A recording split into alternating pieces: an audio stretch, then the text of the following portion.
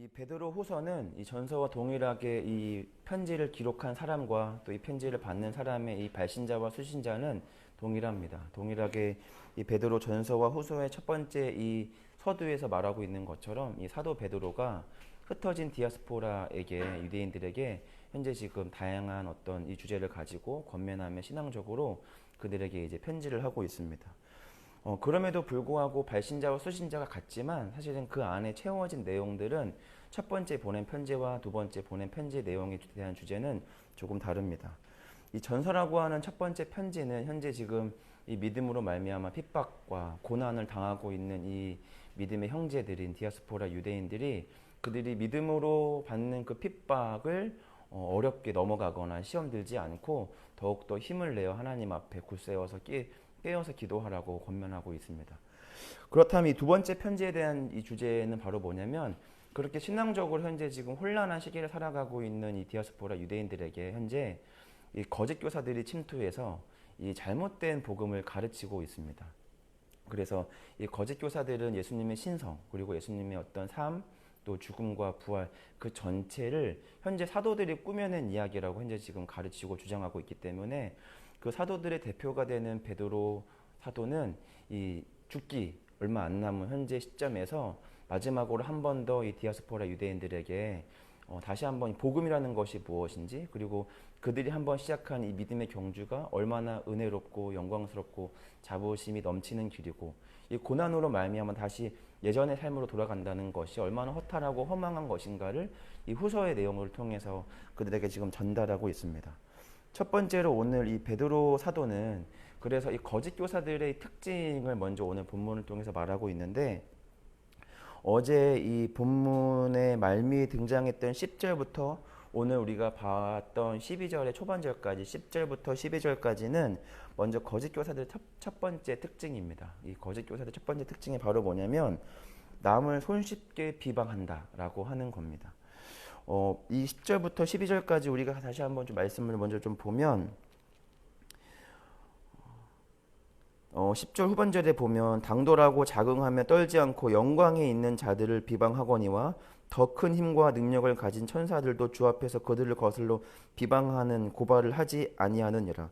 그러나 이 사람들은 본래 잡혀 죽기 위하여 난 이성 없는 짐승 같아서 그 알지 못하는 것을 비방하고 그들의 멸망 가운데서 멸망을 당한다. 이렇게 말하고 있습니다. 그러니까 이 거짓 교사들의 첫 번째 특징은 바로 뭐냐면 그냥 손쉽게 남을 함부로 비난하거나 함부로 남에 대해서 이야기를 한다. 이 사도 베드로의 말처럼 그들보다 더 큰 힘과 능력을 가지고 있는 천사들도 하나님 앞에서 그렇게 남에 대해서 쉽게 이야기하지 않는데 근데 거짓 교사들은 이 남에 대해서 함부로 쉽게 비방한다. 그러니 이 거짓 교사들의 특징들을 말해서 이 거짓 교사들로부터 하여금 그들의 신앙이 전염되거나 또 이렇게 영향을 받아서 이 믿음의 어떤 경주에서 이탈하지 않도록 이 베드로는 지금 말하고 있습니다.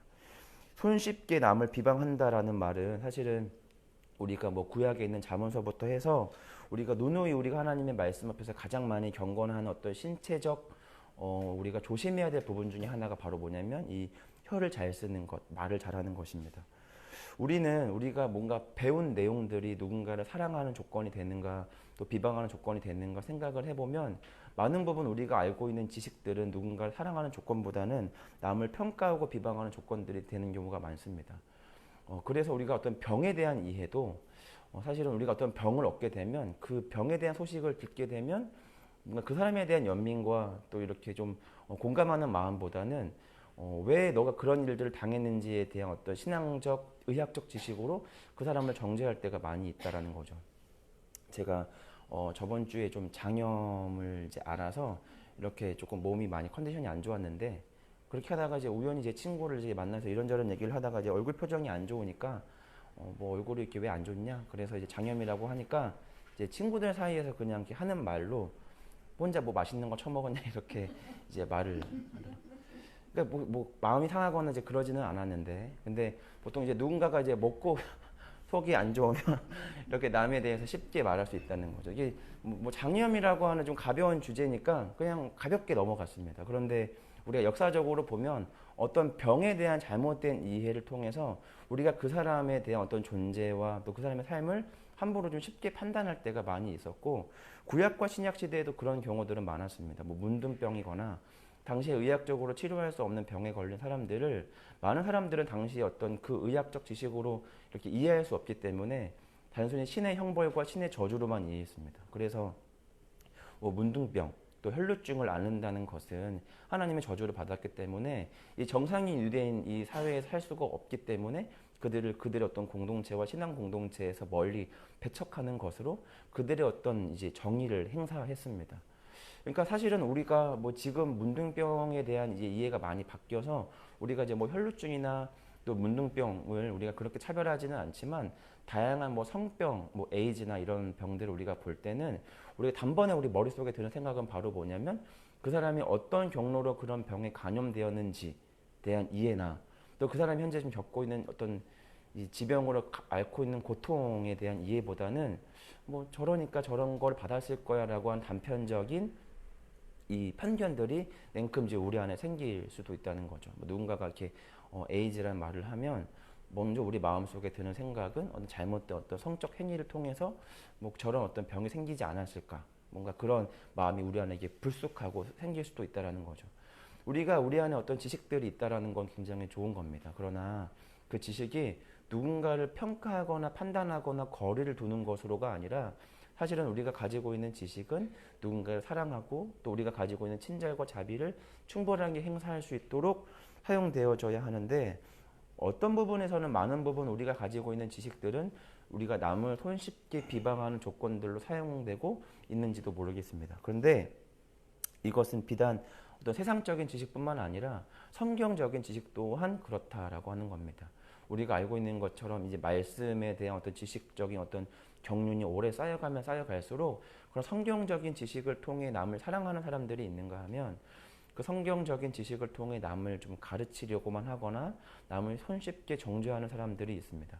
그 전자는 대표적으로 예수님과 같은 하나님의 사람들이고 그 후자는 우리가 잘 알고 있는 대로 바리새인들이었습니다. 그러니까 말씀은 너무나도 잘 알지만 그러나 그 잘 알고 있는 그 말씀에 대한 결이 결국에는 전혀 다른 방향으로 뻗어가고 귀결되는데, 전자였던 예수님과 하나님을 믿는 사람들은 그 말씀을 통하여 생명이 잉태하는 역사들이 벌어졌지만 후자였던 이 바리새인들의 이 말씀에 대한 지식의 시작은 결국에는 그들에게는 결국 사망과 아픔과 고통과 차별과 편견밖에는 없었다라는 겁니다.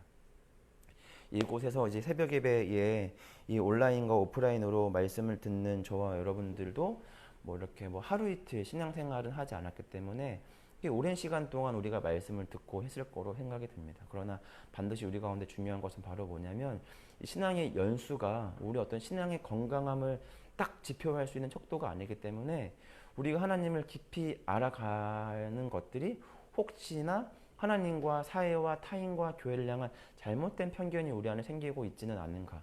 지금 우리가 하나님의 말씀을 열심히 듣고 있지만 그 하나님의 들은 말씀들이 내가 이 정말 사랑을 베풀어야 할 정작 이 내 주변에 가장 아픈 또 고통받는 소외된 사람들에게 진짜 사랑의 결로 잘 전달되고 있는가 반드시 우리가 잘 생각해 봐야 합니다. 우리가 잘 알고 있는 대로 하나님의 말씀은 굉장히 날카롭고 예민해서 이 심령과 골수를 다 쪼갭니다. 그러나 그 쪼갠다는 것은 다시 한 번의 재결합을 위하여 쪼개는 거지 쪼개기를 위해서 사용되어지는 말씀들이 아니라는 거죠. 우리가 많은 부분 이제 옳음과 정의를 행사하는 것들 중에 잘못 행사하는 것이 바로 뭐냐면 그 옳음에 치우쳐서 남을 가르치려고만 하다 보면 사실은 그 사람이 어떤 아픔과 고통이 있는지는 우리가 등한시하게 되면 사실은 우리가 정의라고 하는 좋은 어떤 이 무기를 가지고 남을 해치는 데만 사용하고 있는지도 모르겠습니다.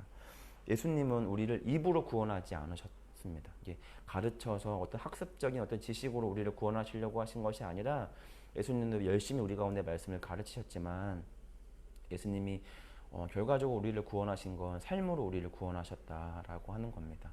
그래서 우리도 누군가를 열심히 가르치는 자리에 있고 저도 오늘 이 말씀을 전하는 자리에 있지만 특별히 이렇게 말을 하는 자들이 가장 주의해야 될 것은 바로 뭐냐면 말로써 누군가를 구원할 수 있을 거라는 착각에서 벗어나야 된다라고 하는 겁니다. 말은 주님을 보게 하고 주님이 계신 이 거룩한 교회 공동체로 인도하지만 그러나 그 사람들에게 그리스도가 어떤 분인지를 진짜 소개하는 것은 말이 아니라 우리 그리스도인의 사랑이 기반된 삶이라는 것을 우리는 반드시 기억해야 됩니다. 고린도전서 13장 1절과 7절에 보면 우리가 잘 알고 있는 이 사랑에 대한 이야기가 나오는데 조금 길지만 제가 한번 읽어보도록 하겠습니다.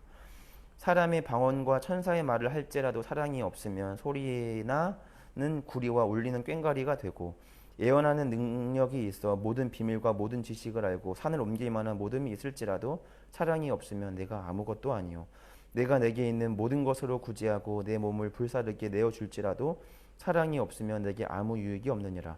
사랑은 오래 참고 온유하며 투기하는 자가 되지 아니하며, 사랑은 자랑하지 아니하며 교만하지 아니하며 무례히 행치 아니하며 자기 유익을 구하지 아니하며 성내지 아니하고 악한 것을 생각하지 아니하며 불의를 기뻐하지 아니하며 진리와 함께 기뻐하며 모든 것을 참으며 모든 것을 믿으며 모든 것을 바라며 모든 것을 견디느니라. 아멘. 그래서 이 바울이 말하는 이 고린도전서 사람들에게 전달하는 것이 바로 뭐냐면, 탁월함이라고 하는 건 반드시 어떤 기초 위에 세워져 있어야 하냐면 사랑이라고 하는 기초 위에 세워져 있어야 된다라고 하는 겁니다. 아무리 방언을 하고 아무리 예언을 하고 어떠한 은사가 우리 가운데 있어도 그 탁월함이 사랑에 기반되지 않으면 모든 것이 그냥 울리는 꽹과리와 같이 그냥 허망한 그냥 허탈한 소리와 같다라고 하는 것이죠. 그래서 우리는 많이 봅니다. 이 교회 다양한 리더들이 탁월함은 있지만 사랑을 기반하지 않았을 때 결국 그들의 끝이 그들의 이름을 자랑하게 되거나 오히려 그 탁월함으로 교회 공동체를 무너뜨리는 많은 부분들을 우리는 결과를 보게 됩니다.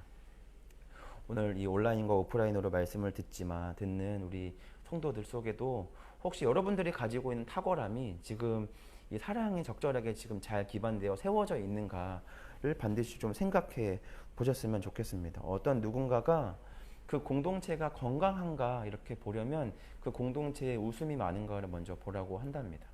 그래서 여러분의 공동체에 웃음이 없다면 어쩌면 우리는 그냥 탁월함으로만 우리 공동체를 세워가고 있는지도 모르겠습니다.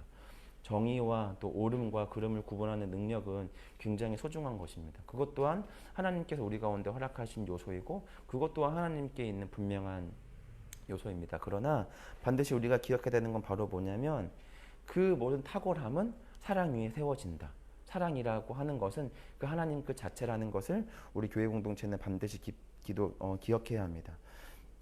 거짓 교사의 두 번째 특징은 바로 우리 다음 절 13절에 바로 나오는데 바로 뭐냐면 이 불의를 당하며 낮에 즐기고 노는 것을 기뻐하는 자들이라고 하는 겁니다. 이 음란을 기뻐하는 것, 음란을 즐거워하는 것, 또 허망한 것들을 즐거워하는 자들이 바로 이 거짓 교사들의 특징이라고 오늘 이 베드로는 말합니다.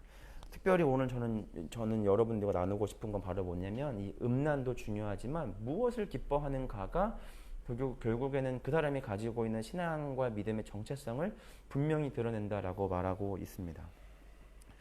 고린도전서 6장 1절과 11절의 말씀을 보면 이 신앙 공동체가 어떤 법적인 문제가 이 교회 공동체 안에 이 법적인 다툼이 벌어졌을 때 성도들은 어떻게 이 문제를 대처해야 하는가에 대한 이 바울의 개인적인 의견을 여기다가 담고 있는데, 만약에 교회 공동체 안에 어떤 법적인 문제가 생기면 그것을 외부로 가지고 나가서 그것을 누가 이기니 내가 이기니 그렇게 싸우지 말라고 이 사도 바울은 말하고 있습니다. 이거는 옳고 그름을 뭐 대충 여겨라, 네가 옳으니 내가 옳으니 하지 말고 그냥 스물스물 넘어가라, 그런 의미가 아니고, 또는 굳이 그걸 세상 밖으로 꺼내고 나와서 교회 이름을 부끄럽게 할 필요가 없다, 그런 의미도 아닙니다.